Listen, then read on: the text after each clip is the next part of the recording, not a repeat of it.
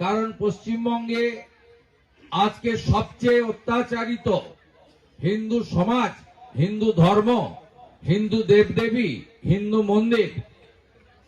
এবং আপনারা বেশ কিছু ঘটনা মোবাইল ফোনে বা টিভিতে আপনারা দেখেছেন যে হিন্দু জনসংখ্যা কম হওয়ার জন্য মুর্শিদাবাদের ধুলিয়ান শামসেরগঞ্জে কিভাবে বামপন্থী সমর্থক তারা বামফ্রন্ট করেন, কিন্তু হিন্দু বলে তাদেরকে পশু কাটার ছুরি দিয়ে কেটে খুন করা হয়েছে হরগোবিন্দ দাস, চন্দন দাসকে।